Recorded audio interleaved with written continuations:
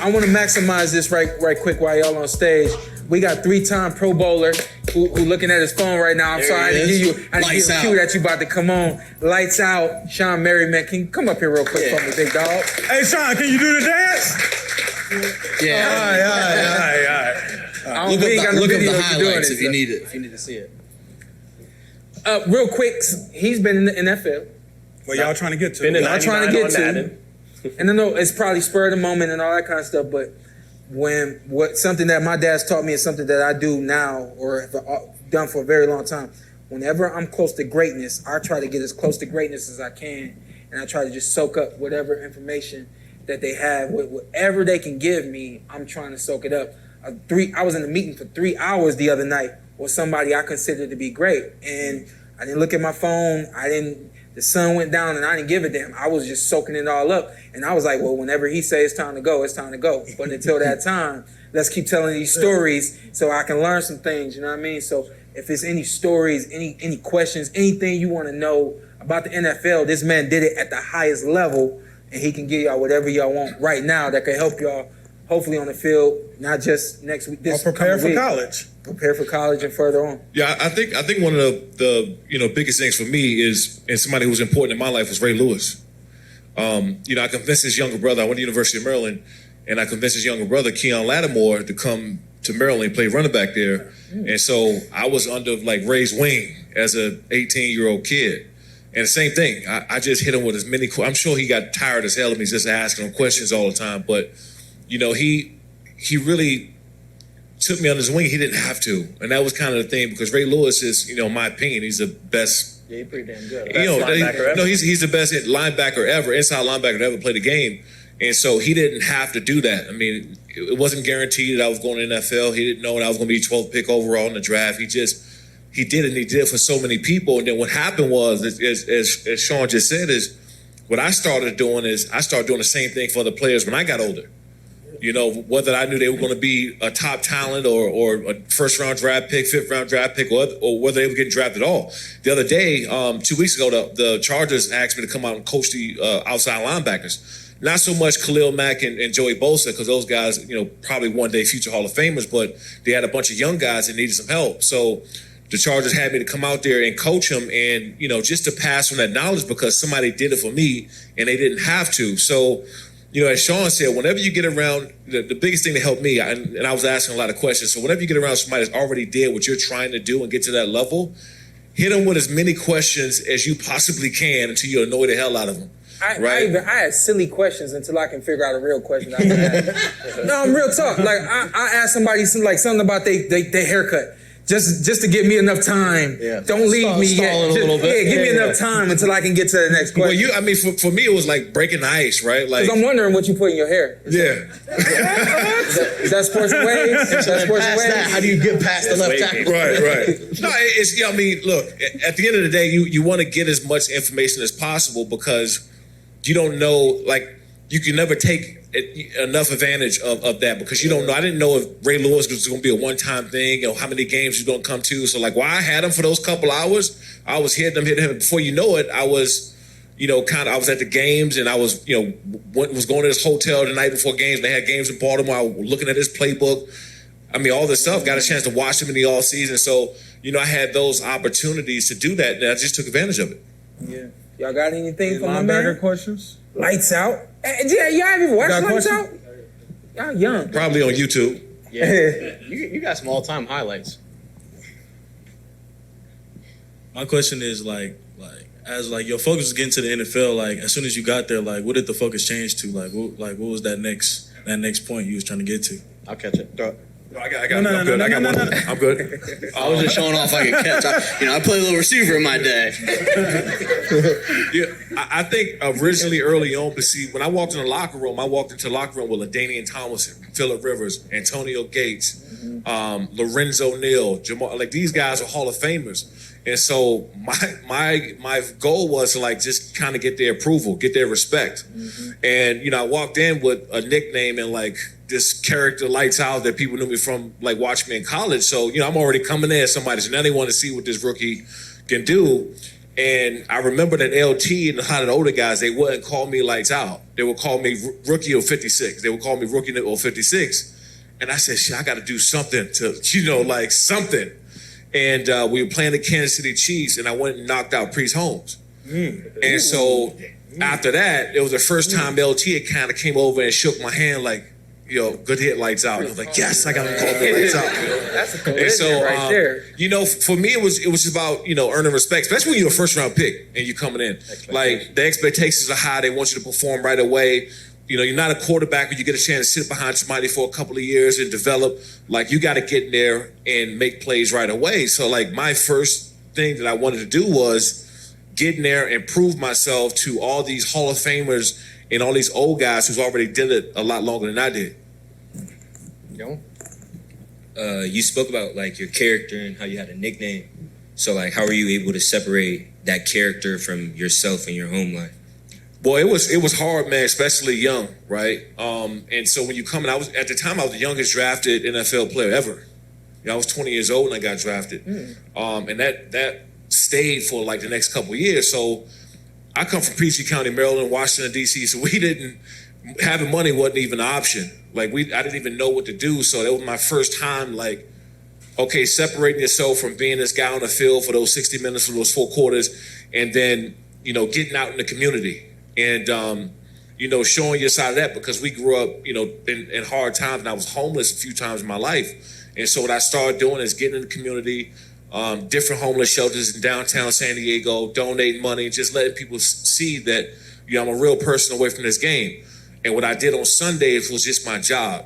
And so I think that's where you kind of really separate yourself, and people just grow more respect. It's so different now, like, because back in the day, man, you could just play football. They want you to play football, go home, and like wake up, work out, play football, go home. It's like now you guys are expected to be so much more, role models and good citizens of the community. Now working out during the off season, like back in the day, man, like probably right before I came in, guys used training camp to get in shape. There wasn't no off season programs. Working out, eating good, dieting, and all that stuff. It wasn't that. They use football to get in shape. So the first thing I would say, man, is for people to really know, understand who you are, is get in your community and give back, man, because you're going to have a different platform here soon where people are really going to know who you are away from the game.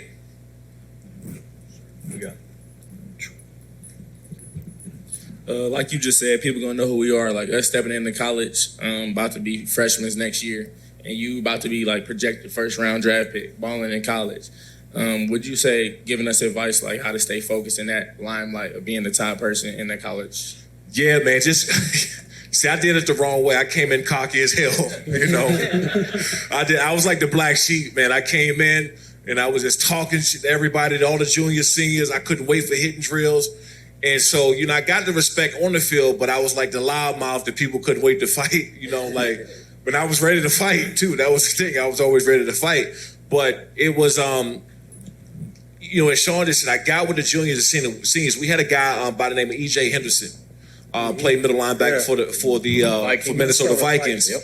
And E.J., he won the buckets, one of the coldest linebackers in college football ever. And so, he was big, but he wasn't that strong. Weight room strong. He didn't have a fast 4. I think he ran like a 4.8 or something in the 40. He wasn't fast, but he would have games with 20 plus tackles. And I would look and I say, damn, how did EJ, like how, wasn't crazy athletic, nothing like that, but how was he doing it? And he sat down with me and he broke down film and showed me how to watch film, and he didn't have to really do that. And so I remember he would just show me down the distance, like tendencies from offensive linemen, yard markers, whether it was third and long, and I started picking up little things like that. And I started to actually start timing snaps from the offensive linemen and offensive tackles because of what he showed me in the film. This guy's up a little higher on the run game, but he's a little bit lower when they're doing so. So I was watching all this stuff because before then, I never watched film. We were just talking in the back. I actually played like inside linebacker my whole life. And then when I got at University of Maryland, they said, hey, by the way, you're going to play outside linebacker, defensive end. You're going to rush the passer. I've never had a sack before. I didn't know what to do.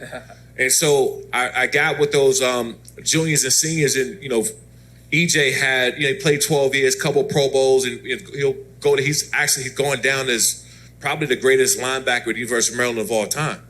And so when you guys get there, going there, man, unlike I did, going there with, a little bit more humble.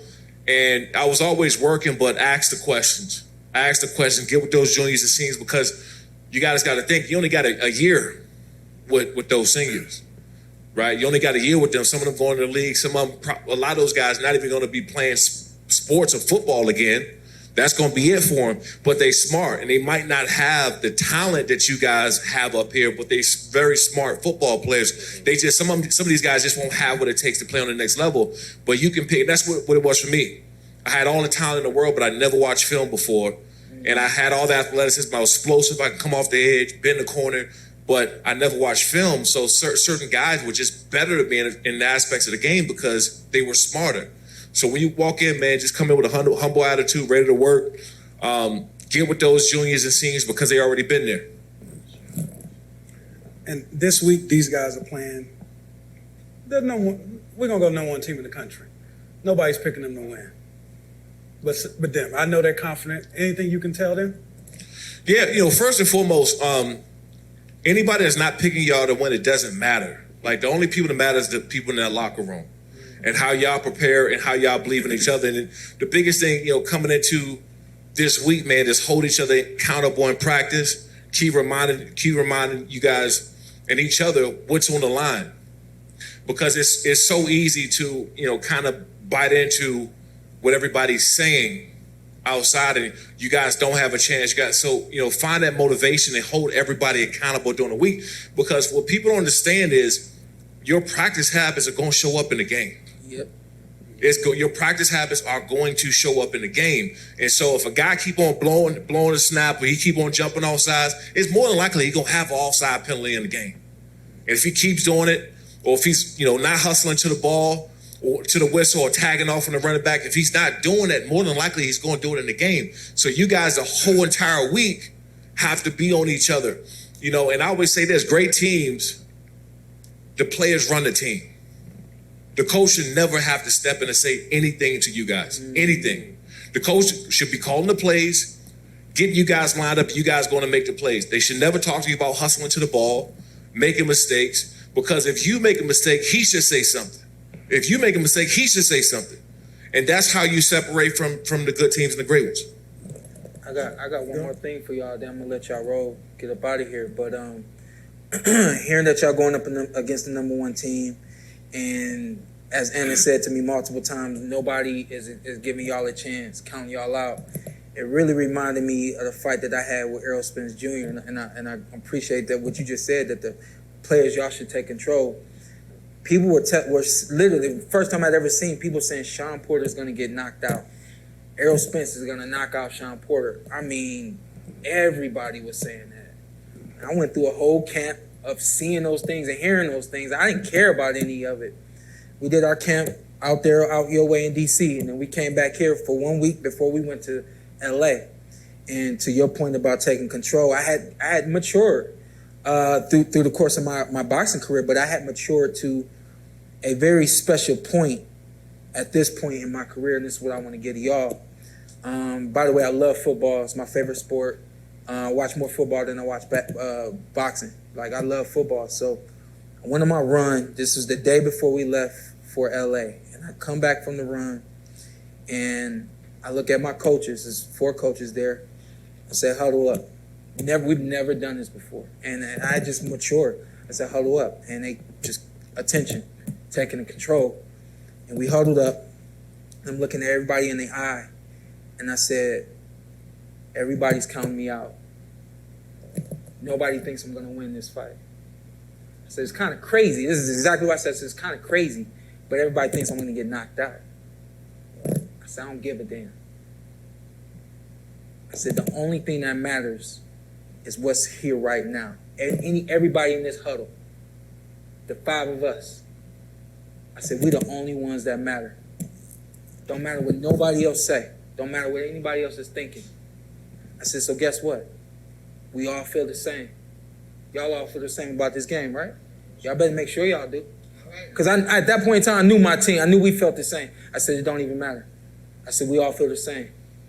we all got the same mindset. We about to go to LA and shake up the world.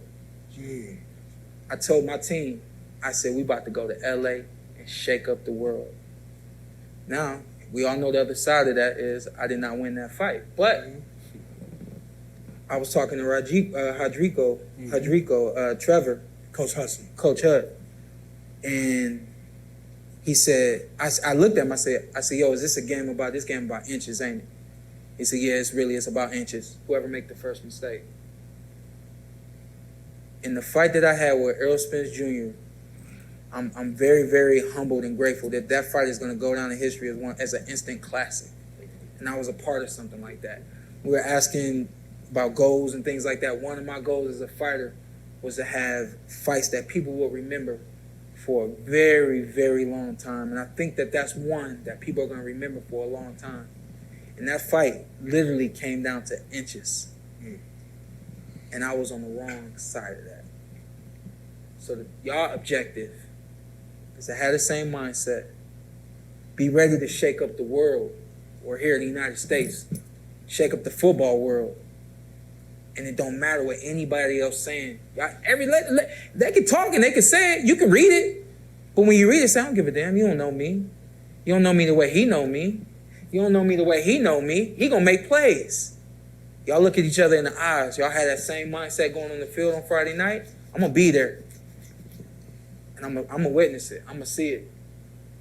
I don't know y'all at all. But one thing I do love is success. And I want to see y'all be successful. So when I come out there on Friday night, remember it's only about inches. It's only about who make mistakes. And in the moment when you can't make no mistakes, just smile at it and say, I ain't gonna make no mistakes. All right?